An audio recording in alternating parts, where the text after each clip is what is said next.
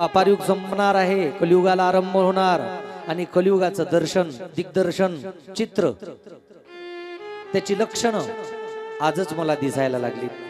म्हणे काय झालं? म्हणे महाराज, समाजामध्ये अराजकता पसरली बरं का. सत्यम नास्ति तपः शौचम दयादान न विद्यते बरं का. उदरम भरिणो जीवा वारका कूटवासिनः बरं का. मंदा सुमंद मतयो मंद भाग्या विपुद्रुतः पाकांडा निर्धा संतो विरक्ता सत्रिग्रह. नारदजी सनत कुमारांना सांगायला लागलेत, माझ्या मातांनो, आता कलियुगाला आरंभ होणार आणि कलियुगाची लक्षणं आहेत. कलियुगामध्ये लोक लवाड राहतील, असत्याचरणी, सत्याचं उच्चाटन होईल, असं नारदजी सनत कुमारांना सांगायला लागले. आणि त्या वार्ता आज त्या घटना घडत आहेत. कथा आपल्याला गाईडलाईन देते, कथा आपल्याला मार्गदर्शन करते बरं का, की असत्याचरण कधी करू नये, खोटं कधी बोलू नये. सत्यम नास्ती, सत्य राहिलं नाही महाराज. बर नारदजी, अजून लोक वाटतील त्या गोष्टी करता, वाटतील ते खोटं बोलतात. सामान्य गोष्टीसाठी लोक खोटं बोलतात. आता मोबाईलवर खोटं बोलण्याचं तर ते जोकरच निघालं, रात्रंदिवस खोटं बोलतात माणसं बरं का. सत्यम नास्ती, समाजातलं सत्य गेलं महाराज. कोणी कोण लवाळी आहे. एक सांगू का तुम्हाला, सगळ्यांचे संबंध, सगळ्यांचे नाते हे औपचारिक झाली, औपचारिक कळते ना. आले तर मग तोंडापुरतं बोलणे, बापरे कधी आले, तुमचीच वाट होती, कधी येतच नाही, किंवा तुम्ही जर त्यांच्याकडे गेले तर आमच्याकडे कधी येणार बरं का. किती दिवस झाले आमच्याकडे, अजून तुमचा चक्कर नाही बरं का, तुमची यात्रा नाही, तुमचा प्रवास नाही, या भागात तर तुम्ही येतच. सगळी औपचारिकता आहे, सगळं खोटं आहे. माझं बोलणं तुमच्या लक्षात येत असेल. तुम्ही सगळे प्रपंचिक आहात, ब्रह्मचारी नाही. नात्यांमध्ये औपचारिकता शिल्लक आहे फक्त. दंभ नाही ते दाखवतात, आहे ते लपवतात. मनात आहे ते लपवल्या जातं, नाही ते दाखवल्या जातं. फार मोजकी घराणी, मोजके परिवार असे आहेत, मोजकी माणसं अशी आहेत सज्जनांनो समाजामध्ये, त्यांचं निखळ अंतकरण आहे, प्रेमाने ओतपोत भरलेलं अंतकरण आहे. बाकी तर सगळी औपचारिकता आहे. आलेला पाहुणा कधी जातो बरं का, ही चिंता प्रत्येकाच्या डोक्यात असते. प्रेम नाही राहिलं, सत्यम नास्ती, सत्य राहिलं नाही. महाराज, तपाहा शौचम दयादान न विद्यते. तप कोण करतं? 2 घंटे कथेत बसणं लोकांच्या जीवावर येतं बरं का. म्हणतात कधी होईल. इथं आल्यानंतर काही टेन्शन आहे का तुम्हाला माझ्या मातांनो? बोला ना थोडस. काही टेन्शन मंडळी इकडे? काही टेन्शन आहे का तुम्हाला? फक्त तुम्हाला एक टेन्शन आहे, हा भागवत कधी थांबवतो, आरती कधी होईल, आहे का? नाही ना. बर, तुम्ही सगळे जाणकार श्रोते आहात. 17 वर्षापासून इथे कथा चालली आणि सगळ्यांना मला असं वाटतं तुमची उंची, तुमची पात्रता, तुमचा अधिकार वाढलेला आहे सगळ्यांचा. म्हणून जरा चांगला आहे का बरं का. बासलट गोष्टी ऐकण्यात काही आनंद नाही. तुमचा उद्धार नाही, माझं कल्याण नाही. मी फालतू गोष्टी सांगणारा वक्ता नाही. मला सांगायचं एकच आहे सज्जनांनो, सत्य संपलं, सत्य नाही राहिलं. सत्यम नास्ति तपः. तप कोण करतं? कोण तप करतं? काय तपाची व्याख्या आहे आम्हाला माहिती आहे का? काही तप नाही राहिलं. तपेविन दैवत दिल्याविन प्राप्त. ज्ञानोबा म्हणतात तपाशिवाय देव मिळत नाही आणि दिल्याशिवाय काही मिळत नाही माणसाला. पहिले द्यावं लागतं, मग मिळत असतं. म्हणून तपस्वी माणसं कुठे राहिली? तपस्वी तर राहिलीच नाही बरं का. तप करण्याची कोणाची इच्छा नाही. शरीराला कोण पीडा देते? तप म्हणजे काय? शरीरम पीडना इति तपः. शरीराला पीडा देणे या नाव तप. कोणी पीडा देत नाही. उपवास तर करत नाहीत माणसं. एकादशी किती लोकांना हात वर करा बरोबर, प्रामाणिकपणे हात वर करा. एकादशी वाले हात वर करा. मागे नाही, मी असं काही आपल्याला काही प्रदर्शनी नाही आपली. सगळ्यांनी प्रामाणिकपणे 5-10 लोक निघाले तेवढ्या लोकांमध्ये. करत असाल तर सगळेच जण करा. करते का कोण कोण करते प्रामाणिकपणे? माता भगिनींमध्ये थोडे बहुत आहेत. इकडे पुरुष मंडळी एकादशी नाही, अरे बापरे, काय तप करता तुम्ही? 15 दिवसातून एक एकादशी नाही करत? एकादशीच्या दिवशी खाणे म्हणजे पाप खाणे, अन्न खाणे म्हणजे, मी ज्यांना खात असतील, जे करतच नसतील त्यांच्याकरता बोलतो. एकादशी दिवशी अन्न नाही जेवत आपण, पापच खाऊन राहिलो असं समजायचं. मला काही तुमच्याशी काही घरी राहायचं नाही, आवडलं नाही तर राहू द्या, पण तुमचं कल्याण नाही त्याच्यात, एवढं लक्षात निश्चित. एकादशीच्या दिवशी जेवण करणारा पापच खातो, बरं का? अन्न नाही खात, माझं प्रमाण नाही, मी प्रमाणाशिवाय पुराव्याशिवाय बोलणार नाही, आणि पुराव्याशिवाय बोलत असेल तर मला पुरवा. जाणावे ते प्रेत येलोकी, जया नाही एकादशी व्रत, जाणावे ते प्रेत येलोकी. प्रेत म्हणजे आता तुम्हाला माहित आहे, प्रेत म्हणजे डेड बॉडी, डेड बॉडी म्हणजे गेलेले. आता कोण आहे आणि कोण गेलं तुम्ही ठरवा, माझं प्रमाण नाही.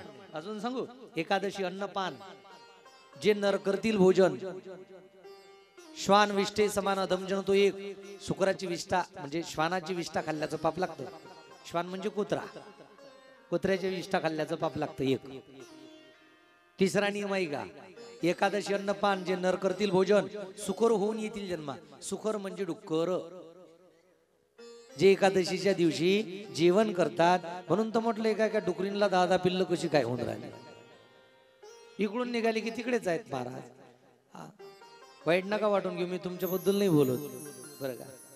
मग वाईट वाटत असेल तर करा, होणार नाही असं, बरं का? या देशामध्ये काही व्रत सांगितलेत माझ्या मातांनो, ऐका, कधी ऐकली नसतील तुम्ही, बरं का? थोडा नियम पाळा जीवनामध्ये. एक खाण्यापिण्यान, खाओ पिओ, पिओ कुठून आलं कुणास ठाऊक, खाओ पिओ ऐश करो. पिओ कोण लावलं काय सांगा?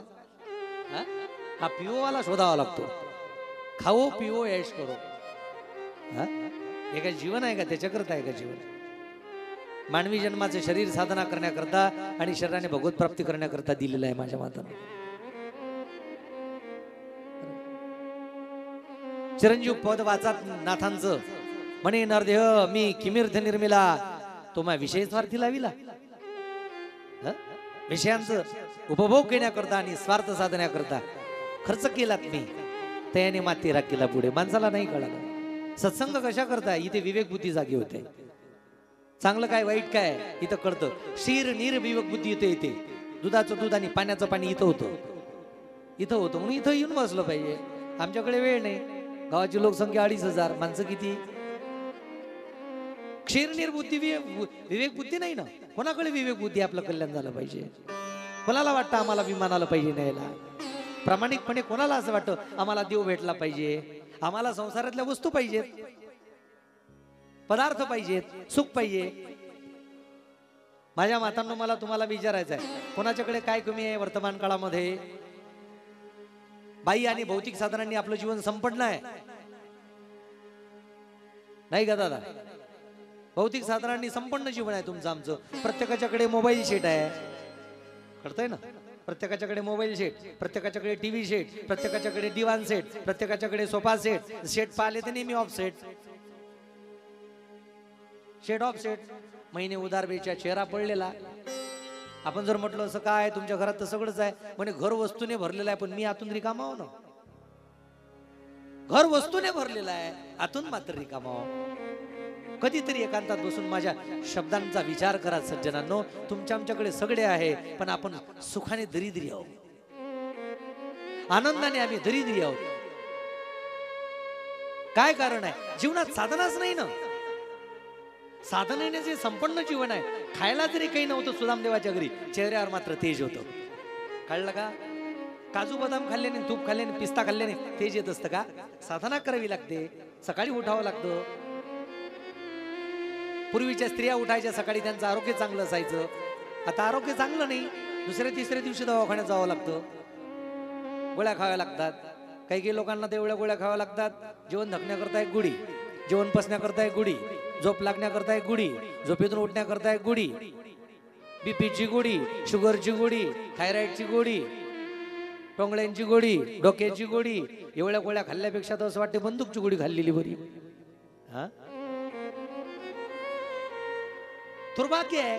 याचा अर्थ काय? आरोग्याने दरिद्री आहोत आपण, काय साधना नाही. सकाळी उठा. ज्या माता भगिनी जे पुरुष सकाळी ब्रह्ममुहूर्तावर उठतात, व्यायाम करतात बरं का सज्जनांनो, थोडाफार कोमट पाणी पितात बरं का. मी आयुर्वेदातला एक डॉक्टरच आहे, मी तुम्हाला काही औषधी सांगितलं बरं का. आयुर्वेदाचं चिंतन केलेलं आहे.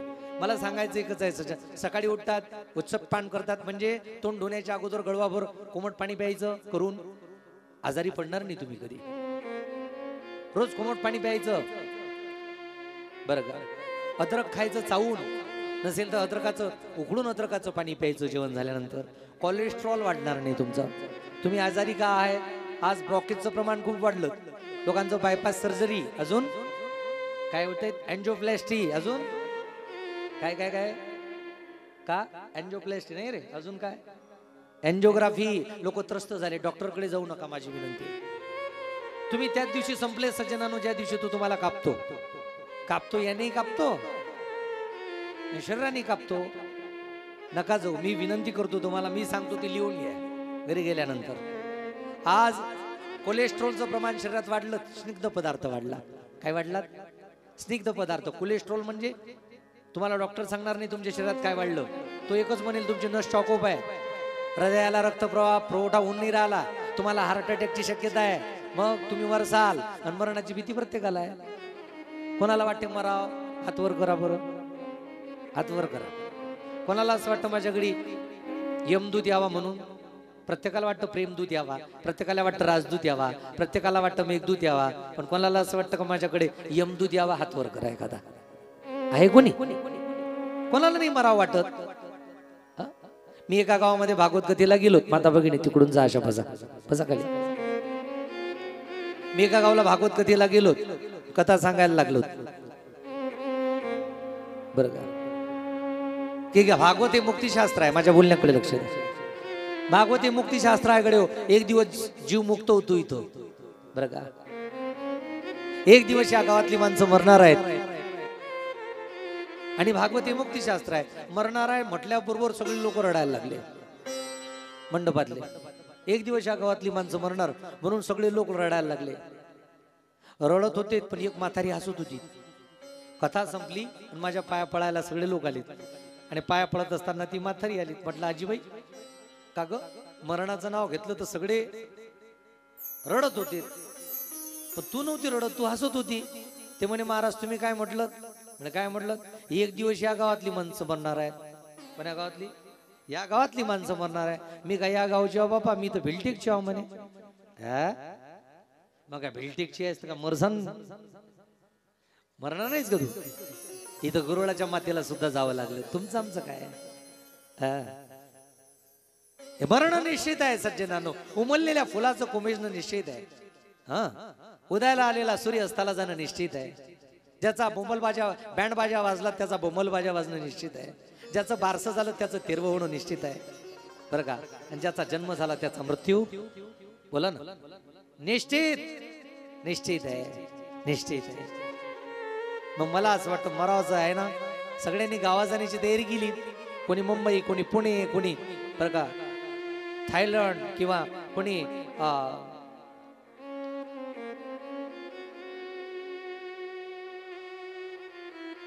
स्वित्झर्लंड, जपान, अमेरिका, कुठं ना कुठं जाण्याची तयारी असेल प्रत्येकाची बरं का. ठरलेलं असेल महाराज सगळ्यांचं. पण कोणी तयारी केली का मरणाची? केली. आपल्याला जावं लागते म्हणून प्रत्येकाला वाटतं मी अमर जावं, अशीच जगून राहिली सगळी माणसं. तुमच्यात साधू तेवढाच फरक आहे सज्जनानो. साधू मृत्यू समोर ठेवून जगतो आणि तुम्ही आम्ही तसेच जीवन जगतो बिनधास्त. मृत्यू येणार आहे हे संतांना माहित आहे, म्हणून मृत्यूची पूर्व तयारी करतो. तुम्ही आम्ही फक्त बॅग भरून ठेवली गावा जाण्याची, मृत्यूची तयारी नाही आपली अजून. राजा परीक्षितीने मृत्यूची तयारी करून ठेवली. सत्संग कशासाठी? सत्संग मृत्यूची तयारी आहे. भजन ही मृत्यूची तयारी आहे.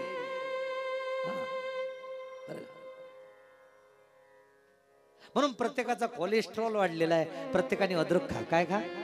मी सांगितलं ते कळलं ना. सकाळी चावून अद्रक खायचं, त्याचा रस पोटात गेला पाहिजे. त्याच्यामध्ये जिजेरॉल नावाचं ऑइल आहे. जिजेरॉल तुमच्या शरीरात एकदा गेलं की नसातला स्निग्ध पदार्थ कमी होतो. म्हणजे स्निग्धता कशाने वाढलीत महाराज नसांमध्ये? आमच्या नसा कशाने भरल्या सांगतो ना मी तुम्हाला. स्निग्धता तेलकट पदार्थ खाल्ल्याने वाढली. कशाने? तेलकट खाता ना तुम्ही. चायनीज काय काय खाता चायनीज बेलपुरी पाणीपुरी शेवपुरी पाणी काय अजून काय काय खाता काही काही स्वयंपाक नाही करत हो शहरात. आता आम्ही मोठ्या मोठ्या युनिव्हर्सिट्यांमध्ये जातो ना कथेला. आता मागे आम्ही मुंबईला गेलो महाराज काय लोकांचं ते जीव चौपाटीवरती कुठेही जात त्यांना कळे स्वयंपाकाला वेळच नाही. तिथल्या माता भगिनी रात्रीचा स्वयंपाक कॅन्सल